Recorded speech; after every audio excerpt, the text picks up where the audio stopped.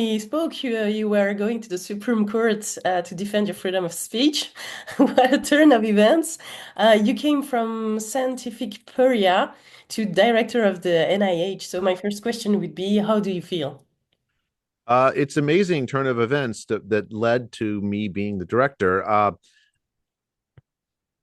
mean, I think in many ways it's appropriate because um, the scientific establishment failed so badly during the pandemic that and the I think that the NIH is the most important institution for supporting biomedical scientific research in the world.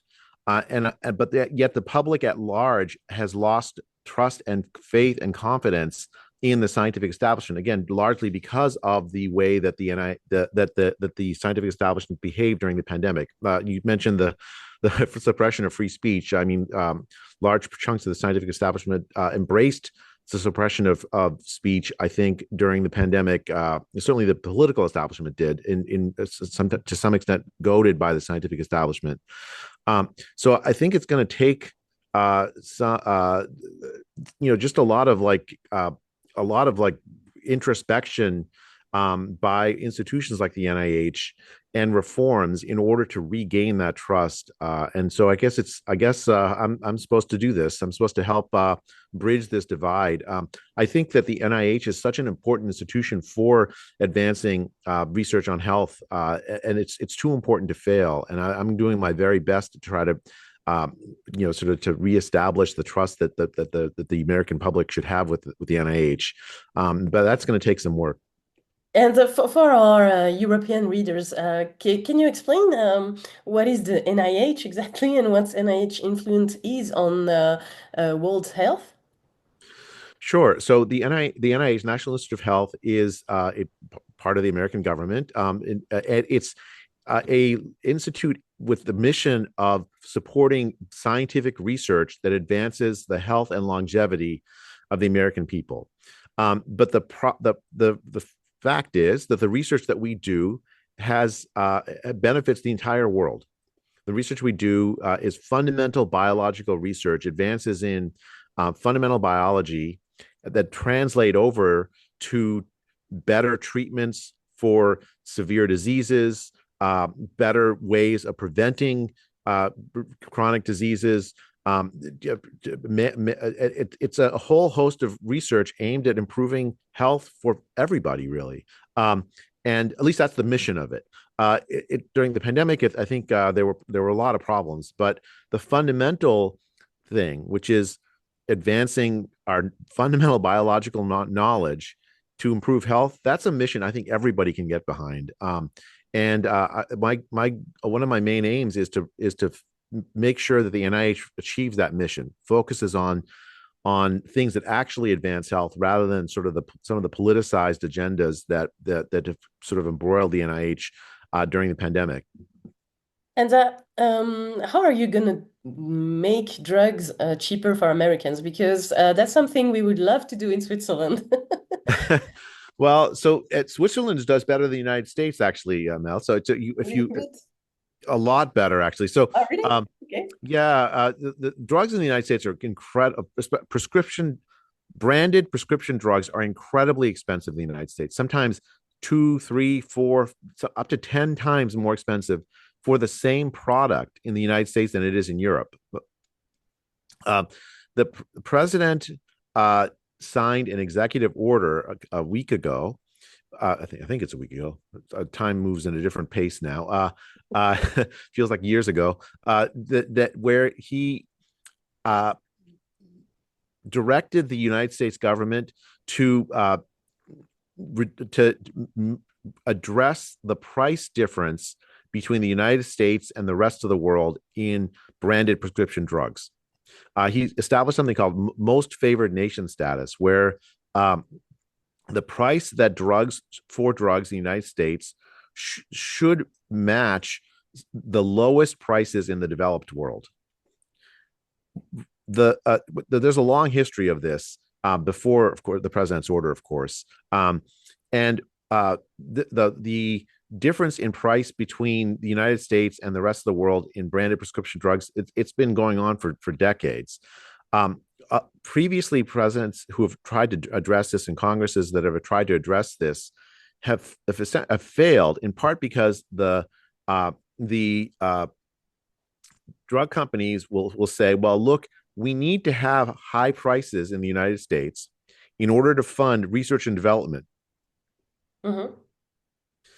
Uh, but then why should the United States consumers alone pay for this research and development, right? Shouldn't the entire developed world share this burden? Yes, And of since course, the world will benefit, yeah, of course. yes, right. So, of course, the United States invests, the NIH invests, is $50 billion of investment in basic scientific research that's supposed to result in better treatments and cures. So, what the president, the executive order, the goal of it is to equalize the prices between the United States and the rest of the world, so that the whole world together, especially the developed world, shares in the burden of advancing research on on prescription, on drugs that will address the diseases that people have, Okay. rather than just the United States alone. So will that increase the cost of medicine in other countries? It might, I think the key thing is that if this argument is correct, that the research that pharmaceutical companies do advance health, why should one country bear all the burden of that and all the rest of the world not share in that burden? Mm.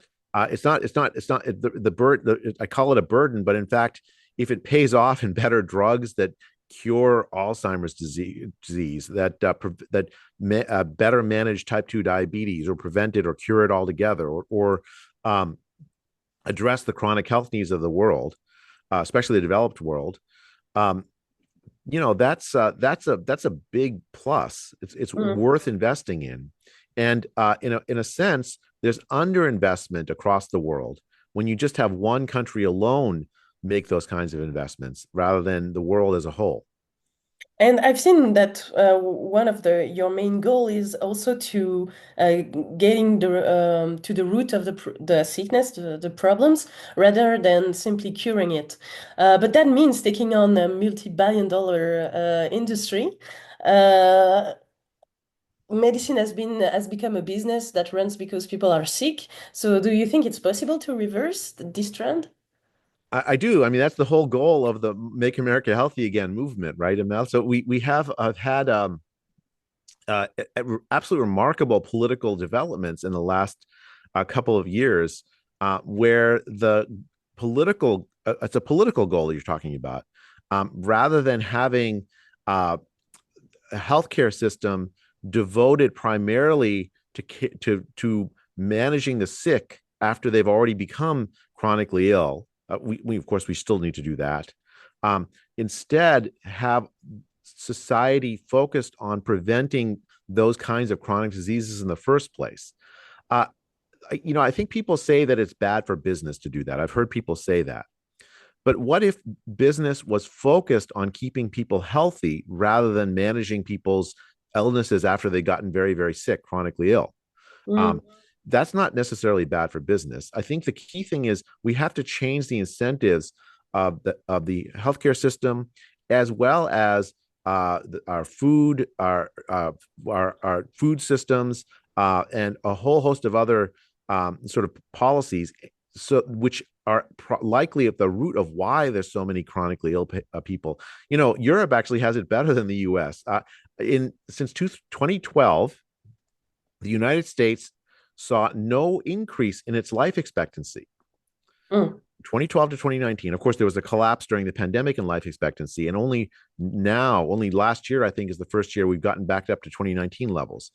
Europe has had life expectancy increases steadily since 2012.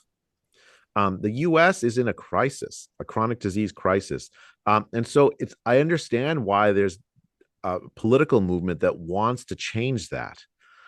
We have to address the health problems that the American people have. And as I said, I think if we address it with excellent science, it'll benefit the whole world. Mhm. Since you've became director, is there anything you see differently regarding the implication of NIH in gain of function research and the laboratory leak? What mistakes have been made? Right. So the 2 weeks ago, again, feels like years ago, 2 years ago, the president of the United States signed a an executive order banning dangerous gain of function research. Now, just to be clear about what that means, the vast majority of biomedical research is not dangerous to the public at large. It's aimed at scientific experimentation to advance human knowledge, poses no danger to the public. That's 99.99% of research. A small fraction of the research that scientists, biologists do pose risks to the public, right? So, for instance, going out and finding pathogens that infect bats but do not infect humans, bringing them into city centers and laboratories that are not particularly secure, doing research on them to make them more transmissible among humans. That's actually a really dangerous research agenda. And I say this not as a theoretical matter, but I think the very likely is that was the cause of the pandemic. The scientists should not be doing that kind of work. At the very least, they shouldn't be deciding by themselves that they should do that kind of work. The public should have a say, Mm, and that's dangerous gain of function research. What the president's order banned. And in the next 4 months, we're going to develop a regulatory system where the research that scientists do will be that 0.01%, that small fraction of research that scientists do that poses a potential existential risk to humanity will not be done without the public having a say in whether it should be done, and most likely should not be done at all. okay. The regulatory system that existed before on this research was very, very leaky. In fact, the regulatory system that existed before and during the pandemic essentially permitted scientists to decide if such research should be done at all without the public having any say so.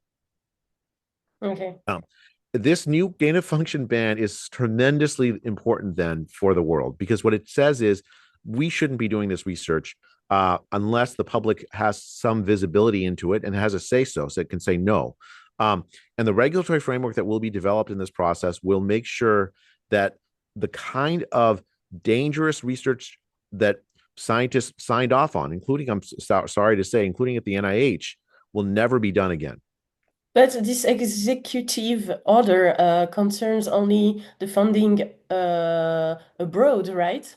Because what about inland? Because, for instance, Jeffrey Sachs, among others, has been talking about the hypothesis of a leak from an American lab. Have you been able to look into that? I don't. I think it is very likely a leak from the Wuhan laboratory in Mm. China is the most likely cause of the pandemic.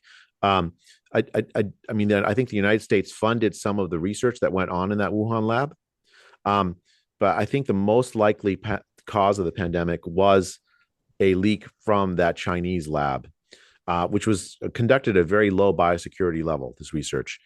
Um, the key thing about the gain of function ban is it applies to all research that we do across the federal government in the Okay. United States, right? So it will greatly reduce the likelihood, hopefully to zero, of anyone in the United States working on projects such as the kind of projects that likely led to the pandemic. Okay. I would hope that the entire world would adopt this. It's actually very similar, Mel, to what happened in the mid 1990s with the nuclear test ban treaty. The world as a whole decided that testing nuclear weapons was too dangerous for us to allow, and the whole world decided together that we weren't going to do this anymore. Or the Mhm. Bioweapons Convention of 1973. I think we are at a stage where it would be a good idea for the entire world to come together and say, let's not do this work because it benefits nobody, right? You can't use it as a way to gain geopolitical advantage. It's just dangerous for for the populations of any country that engages in it. This kind of dangerous work. And as I said, it's a small fraction of the portfolio of biomedical sciences. Most of biomedical sciences is aimed at improving the health of people with no existential risk to the population. This executive order establishes the United States as a leader in regulating this work. And I hope that other countries around the world follow suit. Okay. And talking a little bit about your new colleagues, if I can say, some say that the Trump administration is you're either with me or against me kind of spirit. Will you be able to follow your own path and take a stand should you disagree with Kennedy or Trump on science and health topics? Health topics? Well, I mean, I've had a lot of interactions with Secretary Kennedy and a few interactions with President Trump since I've become NIH director, and my sense is that they are very open. Like, so I have had lots of conversations with Secretary Kennedy where we can discuss scientific ideas, and I found him incredibly open to scientific evidence. I don't. I think the sort of press accounts of Secretary Kennedy being dogmatic or President Trump being dogmatic on scientific matters is just not true in my own experience. I mean, when you're in a position like this, most of those disagreements will happen behind closed doors, and so you have to. But what I've seen is that when I present scientific evidence, they change their mind. I haven't had so many interactions with President Trump, but I've had a few. But with Secretary Kennedy, certainly, where I presented scientific evidence, he does change his mind. Even President Trump, I presented scientific evidence, and I think it's a testament to the power of science, good, honest science, that it can persuade people who disagree. Yeah. I haven't found them. I think the press accounts of them being dogmatic are just false. In fact, I found that scientists were much more dogmatic during the pandemic and not amenable to scientific evidence presented than Secretary Kennedy or President Trump have been, in my experience. Is there stuff you disagree about, or maybe you won't? Well, of course. I mean, it's just normal. I mean, like, it's not possible to. I don't know anybody, Amel, who agrees with me about everything. That would be very boring. Yeah, for sure. Do you share Secretary Kennedy's skepticism about vaccine, if we may call it that? Well, I think if you think about what his position is, he's trying to hold vaccines to a higher standard than the scientific community holds them to. Right? He's saying, well, we need good evidence on side effects. We need good evidence on like an honest system to detect during. I'll just give you an example of how this was suppressed during the pandemic. During the pandemic, the Biden administration ordered social media companies to censor true stories of COVID vaccine injuries by patients who had suffered them, to censor the people that said that. Because the idea was that we should manipulate how people think about the COVID vaccine rather than allowing patients to honestly say what their experience was with the COVID vaccine. No. I've never seen Secretary Kennedy want to order anyone to be censored for anything. Okay. I think on vaccines, I believe very strongly that the MMR vaccine, for instance, there's excellent evidence for its necessity and efficacy, the measles vaccine, and in large degree its safety. I mean, obviously, no medical product is 100% safe. I mean, there's going to be some side effects for some people. At the same time, other vaccines like the COVID vaccines probably shouldn't be given to children. The United States is an international outlier in this. In Switzerland, the COVID vaccine is not recommended in children. In the United States, it's recommended for 6-month-olds. Oh my God. Yeah, I mean, that's the next question I had. Like, what will happen with the COVID vaccines? Some are advocating for its withdrawal. So, from what you're saying, it's far from happening. Well, I don't know what the I mean, there's still a policy process that's complicated and it goes on inside the administration about decisions like that. But from a scientific point of view, I think the European nations are correct in saying that children as young as 6 months should not be taking the COVID vaccine. Not recommended for healthy children as young as 6 months to take the COVID vaccine. For vaccines generally, you have to look vaccine by vaccine carefully at the benefits and the potential harms. and make decisions. Like, so for instance, I believe the measles vaccine, it is warranted to recommend it for children, very young children. Mm-hmm. Whereas the COVID vaccine, I personally, from a scientific point of view, don't believe that's true. The policy making it inside is a more complicated thing that involves lots of people and lots of players. So I shouldn't get ahead of that policy making process. Uh, but I do want to point out the difference between Europe and the United States in the recommendation for the COVID vaccine for children. Europe, I think, has a much more rational policy in line with the scientific evidence than the United States does on Mm-hmm. COVID vaccines for babies. Okay, but this vaccine has been authorized with this speeding. Uh, Emergency use authorization. yeah, so who can decide to withdraw this authorization? Like, it's the FDA only? I mean, I think Secretary Kennedy has the authority, but again, he has to get advice from lots and lots of parts of the government to make that decision. So the CDC oh, has a role, the FDA has a role, okay. and So then Secretary Kennedy ultimately. that's not in the books for now. Well, I mean, I shouldn't say. There's lots of discussions going on, and who Okay, knows okay, where sure. they'll end up. Sure. Um, yeah, what about mRNA technologies and gene therapy? Do you think Well, like I think those are so okay. So let me distinguish the use of mRNA technology for the vaccines versus the technology as a whole, right? I think hmm? um, gene therapies are potentially a tremendously useful uh, technique for addressing some previously unaddressable problems. I'll just give you an example, right? There's been a big advance in the treatment of sickle cell anemia, a Okay. disease that uh, differentially affects African American populations, especially African American kids. It can be absolutely deadly. It's a genetic uh, uh, mutation that leads to clotting disorders, severe pain in folks who have this genetic mutation. And there's been a new advance in using new gene editing methods to cure it altogether for kids. A huge advance, and in that setting, this kind of gene editing technology is really important for advancing human health. I see. Um, and there are other examples I can give, and maybe I hope that there will be future advances like this. The way that they were used during the pandemic for vaccines has largely made the population of the United States, large parts of the population of the United States, distrust the technology for their use in vaccines. And I think we have to be very careful about using technologies that have such deep distrust behind them for vaccination programs, especially when there are alternate technologies available that do Mm, not have the same kind of in large part, I think the problem was caused by the vaccine mandates that were quite prevalent in the United States that the Biden administration imposed. Many people lost their jobs uh, because they were essentially being coerced to take a vaccine that they didn't want, and in some cases didn't need because they had already had COVID and recovered.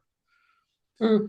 And so a lot of people lost trust in public health as a consequence of it. So in that context, we have to be very careful about their use as in vaccines, especially when there are alternate technologies available that do not have the same kind of stigma attached to them.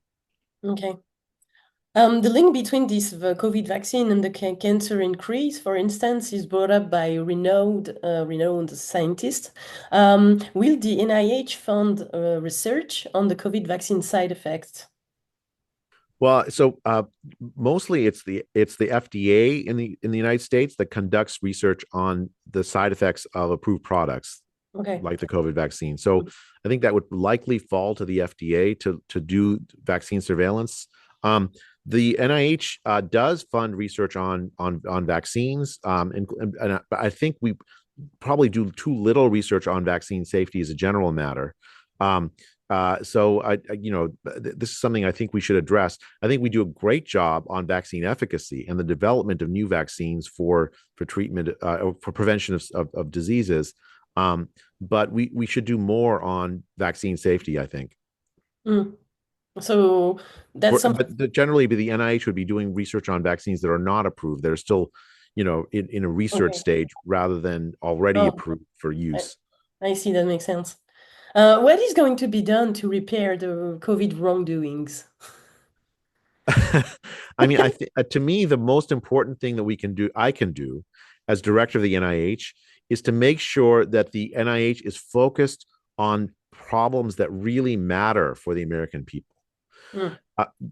Going back and refighting, I do think that we need an honest assessment of what happened during the pandemic. Yeah, it's still Uh, not happening. it has not happened in Europe, hasn't really happened in the United States, um, I think, but that will, I think, will have to come. It'll have to come in time, like that, like in medicine, for instance, when a patient dies in a hospital, and well, sometimes what will happen is something called a mortality and morbidity conference, where the doctors involved in the patient care will have an honest discussion, frank discussion about what went wrong, with the idea of correcting the mistakes so they never happen again. I think we're approaching the time when the world is ready for such a discussion. But I think that the problem is we have to have this in a spirit where we're not pointing fingers, and we are ready to listen to each other with our ears open. Um, and I hope that will happen at some point. I do think that uh, a discussion about our plans for the next pandemic, that needs to happen, as soon as we can, because we don't want to repeat the mistakes we made on the last one. In particular, the interests of the world's poor, of children, of the working class, need to be represented in the pandemic plans. The lockdowns were a violation of the interests of all of those vulnerable people, of children, of working class people, of uh, of the world's poor, and any pandemic plan that doesn't consider the plight of those, the living circumstances, and the interest of vulnerable people, is bound to fail, both from a policy point of view and also from an ethical point of view. Okay. And what about the Ivy League behavior during this crisis? I mean, will there be a change in institutions that teach science? I know you have experience bashing firsthand in this context. Yeah, I think I'll just speak for United States, universities in the United States. So I think it's also true for most universities in Europe. Um, Oh, the universities are supposed to be places that champion academic freedom, that champion uh, freedom to dissent, and also excellent research in scientific matters, which require free speech and academic freedom and scientific dissent to function well. Universities across the world, especially the top universities, failed at this during the pandemic, pretty fundamentally, right? So many of the top universities in the world did not allow there to be scientific conferences where people who were skeptical about lockdowns were represented. This failure means that the universities need to reform. And even before the pandemic, there were worries that the universities, again, I'll just speak for the United States, the top universities in the United States had become monocultures, where dissenting ideas were not welcome. yeah.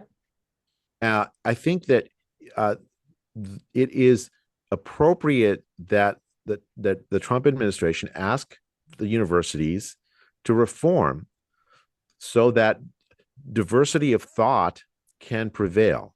Universities are ideally small L liberal. No, I don't mean liberal in the political sense. I mean the sort of the political philosophy sense.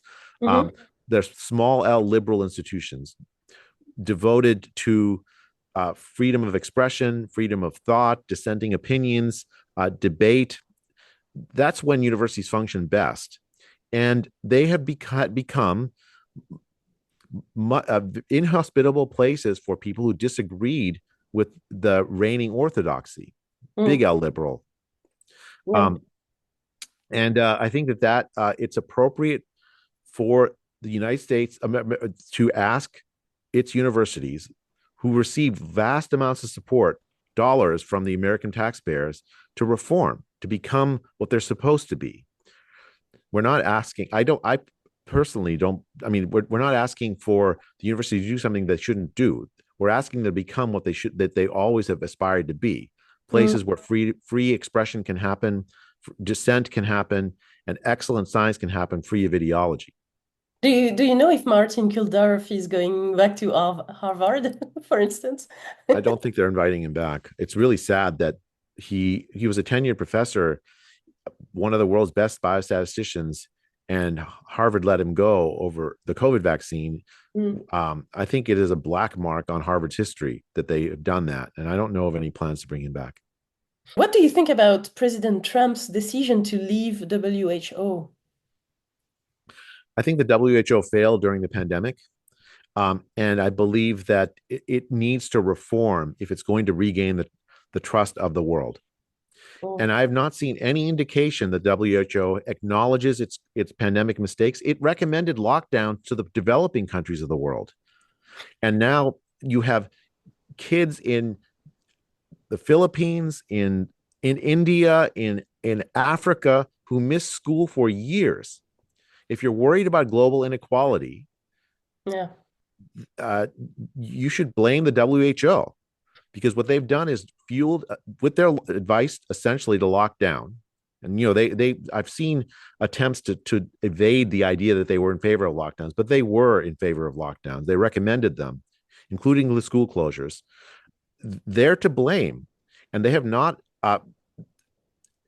made any effort, as best I can tell, to do any introspection regarding their pandemic mistakes. It's not an institution at this point that's worth the trust of the world public. I hope it reforms. In principle, the WHO is very important to world public health, but we need a WHO that actually represents science rather than the interest of the laptop class, which is what they did during the pandemic. But cutting the funding will not that just end up for them to do the same things but worse? I mean, is Uh, that the good answer? But I understand. oh, is you mean is American withdrawal a good answer? Yeah.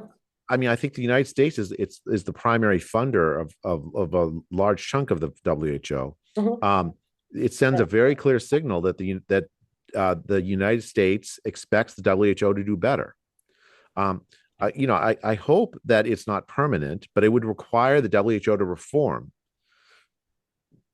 To Um, yeah, right, and I think I would hope that the rest of the world would also uh, try to send a signal to the WHO that it had failed. Its job is to protect the entire world population, not just a small class of very very rich people in very very rich countries. And it failed to follow science during the pandemic. After we wrote the Great Barrington Declaration in October 2020, the WHO changed its definition of herd immunity to exclude infection acquired immunity. yeah. It manipulated science in order to promote propaganda during the pandemic, Mm. um, and failed the world's population, especially the world's poor. Until it reforms, and I think the U.S. withdrawal sends a clear signal to the WHO that it ought to reform. Um, there should be no mystery about why people don't trust it anymore. Mm. Since the end of Roe v. Wade, the diversity of abortion rights in the country may end up causing a health crisis. Is that something you worry about? I mean, it's not something the NIH directly addresses. So I don't know. I mean, I think the the Roe v. Wade essentially suppressed the political debate over abortion in the United States, and now what we're seeing is the kind of normal political process that every issue, controversial issue that it's addressed with, is now happening across the United States. And it's I think we're still in a transitional phase about where the policy will end up.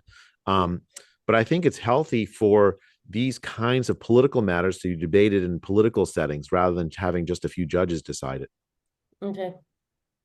Um, I heard that no Democrats in the Senate have voted for you to be nominated. Is the US country more fractured than ever? I mean, that's true that I got zero Democratic votes, but actually it was very interesting, Mel, because I had many conversations with Democratic senators in their offices, one on one, and what I found was that there was actually pretty broad agreement about many items, and most of them um, wanted to work with me after I was confirmed. Yeah, so it's like just So I science and in particular the NIH inherently is not a political organization. It's become political, but inherently it shouldn't be political, right? It's like, think about the mission. The mission is research that improves the health and longevity of the American people. That's a universal mission. It doesn't matter what your politics are. There's no such thing as Democratic children or Republican children. There's no such thing as health improvements only for Democrats or health improvements only for Republicans. In principle, this should be a bipartisan. It has been. I think what the kind of the sort of partisanship that we're seeing regarding the science institutions of the country are an aftermath of COVID, where public health and the scientific institutions actively embraced politicization. My job, I believe, is partly to depoliticize this agency and to make it a bipartisan, make it something that where there's bipartisan support after the reforms are done. Mm. But some scientists, apparently, from what we've heard here, seem to be worried in the United States. The New York Times is talking about science censorship. What do you want to say to them? What is that? I wish the New York Times had cared about censorship during the pandemic. Yeah, right. They worked very hard to ignore the fact that the Biden administration censored scientists who disagreed. I personally was placed on a blacklist by Twitter, and I don't know that the New York Times ever covered that story fairly. A lot of the efforts of the Biden administration were to censor scientists who who disagreed about lockdowns, disagreed about vaccine mandates, disagreed about masking toddlers. They and the New York Times studiously ignored these facts. So it's difficult for me to take the New York Times seriously when they talk about censorship. One of the things that I did, the first things I did as NIH director, is I instituted a policy that scientists at the NIH, if they have a paper that they want to publish, a scientific paper, that they will not be a review by their supervisors for content. What I found out was that during the pandemic, scientists at the NIH who had papers that they wanted to publish were often suppressed by their own supervisors because they didn't match the message that the NIH wanted to send regarding the pandemic. Oh, really? I think that the NIH should lead by example. There should be academic freedom at the NIH, and that's one of the first policies I implemented. Uh, I think it's very important that people at the NIH feel free to publish papers that I disagree with as director. That's how science advances, is by allowing that open disagreement. The policy of the Trump administration is academic freedom. The censorship regime that the Biden administration imposed has been lifted. It's gone. I wish the New York Times would report that. But I've read also that four chiefs of the 27 institutes and centers have been recently fired. Why? So the personnel actions happened before I arrived, so I wasn't Oh, privy to the discussions regarding that. I do think that as a general matter, turnover in the scientific leadership of is a good thing. I think that part of the problem during the pandemic is that we had scientific leaders that had been in place for decades. mm. Um, I think that leads to Doris. scientific stagnation. I think just uh, regular change in the leadership of scientific institutions is a healthy thing. I shouldn't speak specifically to the personnel matters because I wasn't privy to the decision making around them. And from what I can tell, there were excellent scientists that were let go.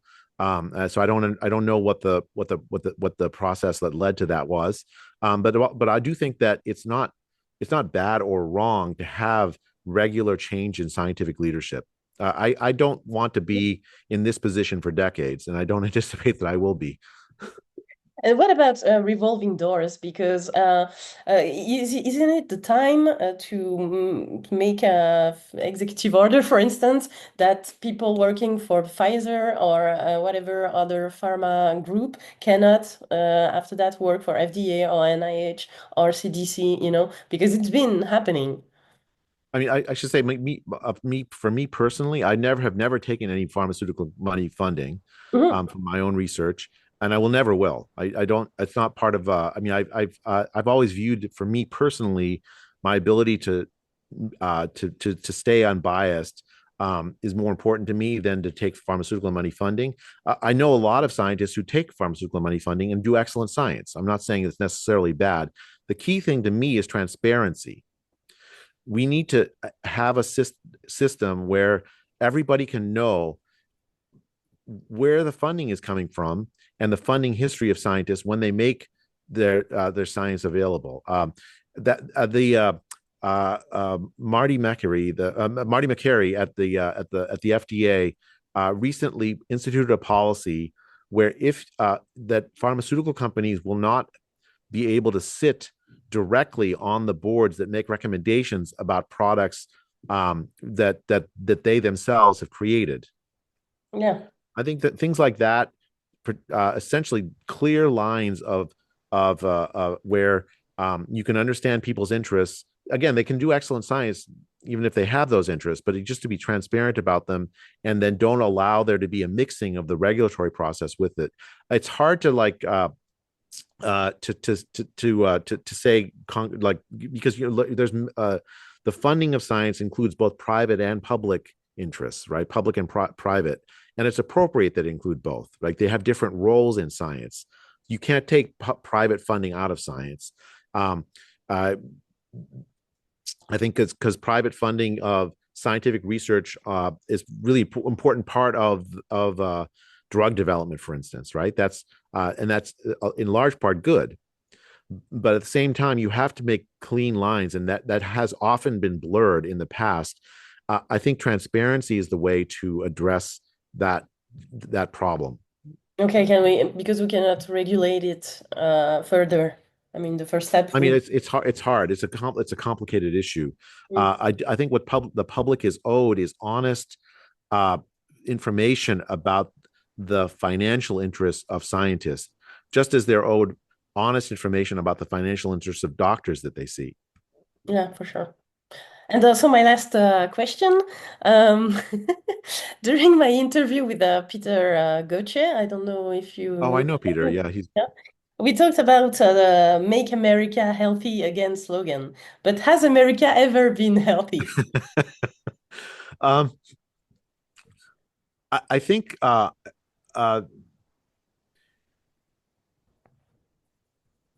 the United States, for a long time, especially after World War II, was a world leader in health.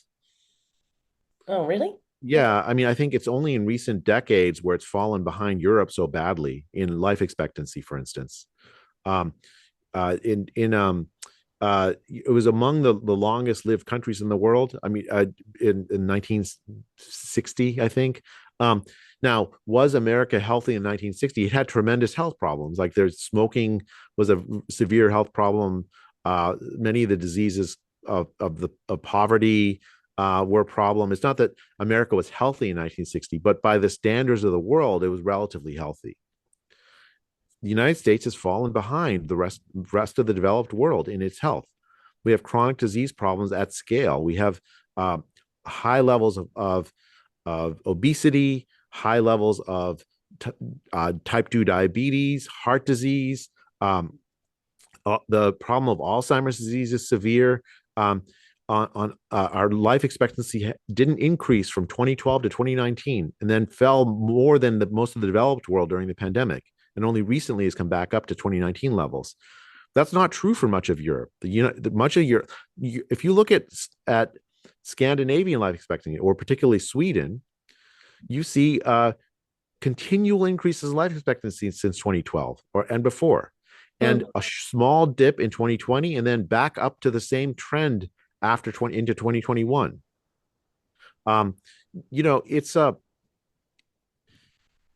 I like the slogan because it promises that we can become something that we would always aspire to be, healthy Mhm. as a nation, focused on policies that make everybody healthier. So I think as a political slogan, it's a good thing because it expresses an aspiration it's worthwhile. Yeah, yeah, I can see that. Okay, well, thank you so much, Jay. I'm just gonna stop the recording.